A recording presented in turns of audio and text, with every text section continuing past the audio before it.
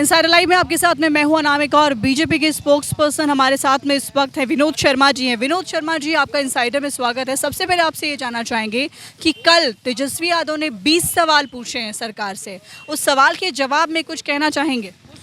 देखिए, उटपटांग सवालों का जवाब कोई नहीं दे सकता। तेजस्वी यादव जी कितने बड़े ज्ञानी हैं पूरा देश जानता है और बिहार भी जानता है। आदरणीय नीतीश कुमार जी ने उनसे कुछ प्रश्न किए थे, क्या जवाब दे दिया उन्होंने? क्या जब डिप्टी सीएम से उनको बर्खास्त किया था, इस्तीफा दिलवाया था, तो कुछ प्रश्न किए थे, पहले वो जवाब दे दे। हमारी सरकार तैयार है हर सवालों का जवाब देने के लिए। लेकिन तेजस्वी सेनाध्यक्ष ने सारी बातों का जवाब दे दिया है। तीनों सेनाध्यक्ष ने सारी बातों का जवाब पहले ही दे दिया है। कोई आंख और कान बंद कर ले तो वो जवाब कहाँ से सुनेगा? तेजस्वी यादव ने ये कहा है कि युवाओं के भविष्य और वर्तमान से खेलना बंद करे सरकार।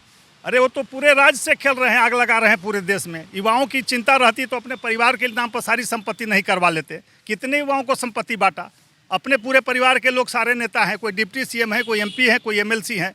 युवाओं की चिंता उनको कहाँ है? युवाओं की चिंता नरेंद्र मोदी को है, भारतीय जनता पार्टी को है, जो पूरे देश के लिए लगातार काम कर रहे हैं। हमारे आदरणीय प्रधानमंत्री युवाओं की बात करते रहे और उनके लिए काम करते रहें, इसलिए उनको चिंतित होने की ज़रूरत नहीं है। वो अपने परिवार की चिंता करें, अपने वंश की चिंता करें तो ज़्यादा अच्छा होगा।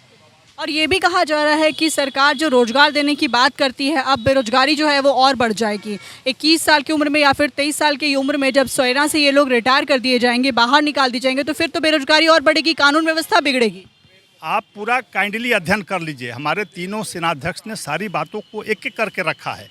उसमें स्पष्ट है कि 100 में से 25 लोग सीधे नौकरी में चले जाएंगे।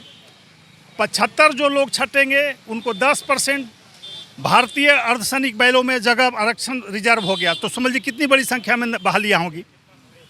जो लोग पढ़ना चाहेंगे, इंजीनियर बनना चाहेंगे, आईएएस बनना चाहेंगे, बीपीएससी करना चाहेंगे, उनको पैसे दिए जा रहे हैं। वो पढ़ें, बैठ करके 2 साल में अपनी तैयारी करके कहीं जा सकते हैं। अगर कोई बिजनेस करना चाहता है तो 12 लाख रुपये मिलेंगे और अल्प ब्याज में, बहुत कम मने सूद पर उनको पैसे भारत सरकार उपलब्ध कराएगी। बड़ा रोजगार खड़ा कर सकते हैं। एक भी आदमी बेरोजगार नहीं होगा, करने वाला होगा तो। और नहीं करने वाला तो घूमते रहता है, बात बनाने वाला घूमते रहता है, करोड़ों दे दो खा जाएगा।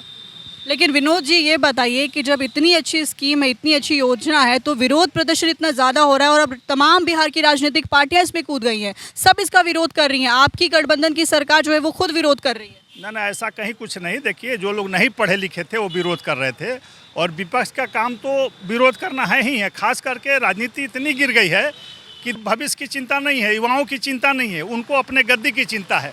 वो भारतीय जनता पार्टी हमारे प्रधानमंत्री की छवि को धूमिल करने के लिए कर रहे थे, लेकिन युवा सारी बातों को समझ गए कि ये लोग रोटी सेक रहे हैं, राजनीतिक रोटी सेक रहे हैं हमारे नाम पर।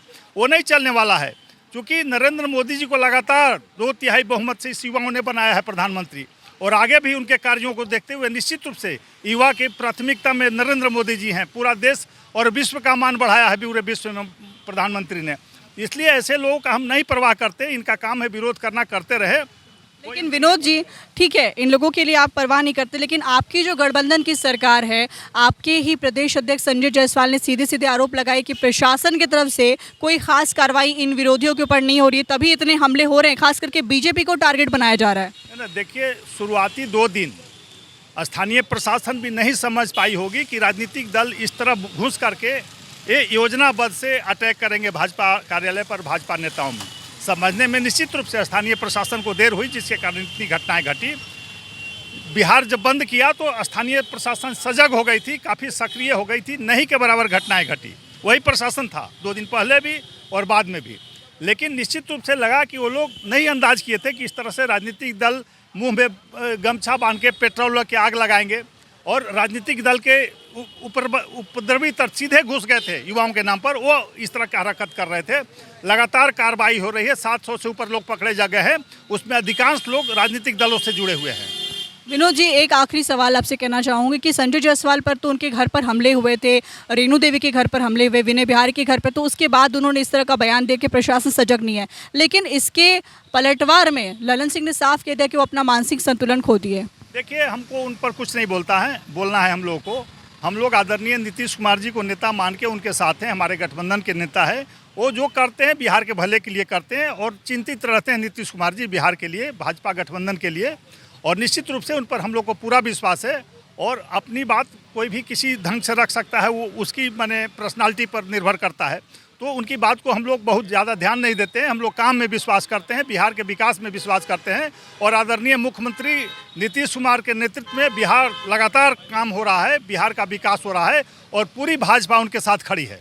लेकिन केवल ललन सिंह की बात नहीं, उपेंद्र कुशवाहा भी बयान दे रहे हैं कि भाई संजय जायसवाल के बयान को गंभीरता से लेने की ज़रूरत नहीं है। ललन सिंह ने इतनी बड़ी बात कह दी, तो कैसे गठबंधन चलेगा बिहार में? आपस में ही लड़ाई हो रही है। कि यहाँ एकमात्र नेता नीतीश कुमार जी है, पूरा देश और प्रदेश जानता है। नीतीश कुमार जी के साथ हमारा गठबंधन है, बाकी लोग स्वतंत्र हैं अपनी बात रखने के लिए। हम लोग को इतनी फुर्सत नहीं कि कौन क्या बोल रहा है, वो खुद सोचे क्या बोल रहे हैं, उनको खुद चिंतन करना चाहिए कि जितना बड़ा दिल भाजपा का है शायद ही कोई पार्टी का होगा। लगातार हम नेता मान के मुख्यमंत्री जी के साथ खड़े हैं, उसके बाद बात करते हैं तो उनको अपने ऊपर सोचना चाहिए। तो देखिए, साफ तौर पर कहा, बीजेपी के स्पोक्स पर्सन ने साफ तौर पर कह दिया कि देखिए, जो कुछ लोग भी बयानबाजी कर रहे हैं गठबंधन की सरकार में रह करके, खुद प्रदेश अध्यक्ष संजय जायसवाल पर तमाम तरह की बातें कह दी कि वो अपना मानसिक संतुलन खो दिए हैं, उनकी बातों को गंभीरता से लेने की ज़रूरत नहीं है। तो साफ कहा कि सिर्फ और सिर्फ नीतीश कुमार को नेता मानते हैं वो लोग बिहार के और उनके साथ गठबंधन है, बाकी लोगों की बातों को समझने की, सोचने की ज़रूरत नहीं है। विपक्ष पर ज़रूर हमलावर हुए। अब आपको मैं दिखाती हूँ बीजेपी कार्यालय के बाहर का ये नज़ारा है। देखिए किस तरीके से यहाँ पर सेना जो है, फोर्स जो है वो तैनात है, क्योंकि हमला होने के बाद से कार्यालय का जो दरवाज़ा है, मेन गेट है, उसको भी बंद कर दिया गया है। किसी को अंदर जाने के, यहाँ तक कि मीडिया के भी लोगों को अंदर जाने नहीं दिया जा रहा है। आप देखिए यहाँ पर सेना के जवान खड़े हैं। आप खड़े हैं यहाँ पर, कब से खड़े हैं, कब से तैनात किया गया आपको? हम लोग तो मॉर्निंग में 6 बजे आए हैं, 6 बजे मॉर्निंग से हैं। किसी तरह का कोई उपद्रवी तत्व अभी तक दिखा है? नहीं नहीं नहीं, ऐसा कोई बात नहीं, एकदम शांतिपूर्ण है आज। यानी कि कह सकते हैं कि प्रशासन सख्त हुआ है, कार्रवाई करने की बात हुई है, तो सब कुछ अभी सुचारू रूप से है। एकदम प्रशासन सख्त है, प्रशासन सतर्क है, यहाँ किसी तरह की उपद्रवी नहीं आए। इस कार्यालय की सुरक्षा के लिए हम लोग हैं। कोई बीजेपी के कोई नेता नहीं आ रहे हैं कार्यालय में, डरे हुए हैं सब? आ रहे हैं जा रहे हैं अपना। तो देखिए, गेट ज़रूर बंद है, लोगों को नहीं जाने दिया जा रहा है। डर जो है वो निश्चित रूप से जब से हमले में उसके बाद डर व्याप्त है, लेकिन अब जो है वो सरकार, प्रशासन सख्त हो चुकी है और साफ कहिए कि अब जो भी लड़के या फिर जो भी युवा किसी भी तरह का विरोध प्रदर्शन करेंगे, उनके ऊपर सख्त से सख्त कार्रवाई होगी। भारत बंद है आज, और आज कहीं ना कहीं पटना में जो नज़ारा देखने को मिल रहा है वो अभी तक शांतिपूर्ण है। इंसारा लाइव में बने रहिए हमारे साथ। कैमरामैन राजू के साथ में मैं हूं नामिका।